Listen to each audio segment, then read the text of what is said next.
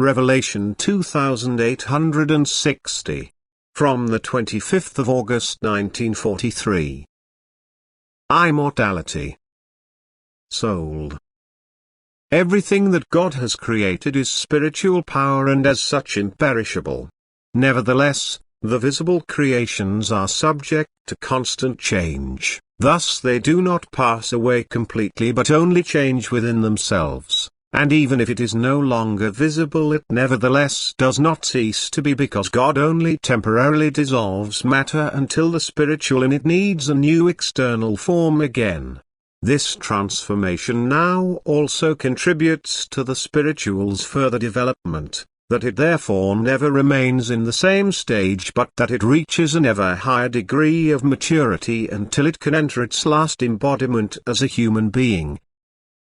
The human being is also transient to a certain extent, but again only the external form, whereas the soul, the spiritual in the human being, also outlasts the last external form and enters eternity as a bodiless being.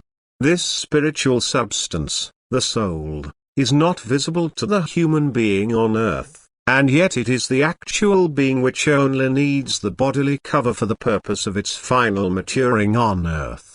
After the death of the body, however, the soul continues its life without any cover and is therefore only visible to spiritual beings which are completely independent of earth and all earthly substance.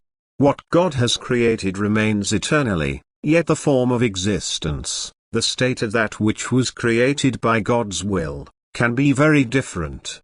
Accordingly also more or less visible, although it cannot eternally pass away. The human being with his physical eyes is only able to see everything created in the stage where it has material shells, for only such are visible to the physical eye, since it can only see the spiritual in the external form in a high degree of maturity. And therefore the immortality of the human soul is also mostly doubted, because the human being only wants to believe what he sees and what he can prove. But with some thought he gains the realization that everything originated from God and therefore cannot be transient, even though it loses its earthly cover. Only when he has recognized the spiritual in himself, when he lives a spiritual life next to his earthly, external life, does he regard matter as a cover necessary for development, which is only a means to an end for the spiritual.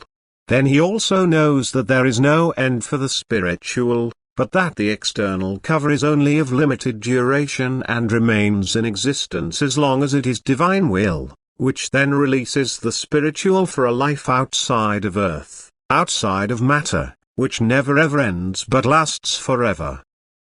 Earthly life can therefore only be regarded as a transitional stage in which the spiritual substance, the soul, has to overcome its last external form so that it can then enter a sphere without any cover where its actual life begins. In freedom and in awareness of its strength, which it lacked on earth as long as it had not yet attained the necessary maturity.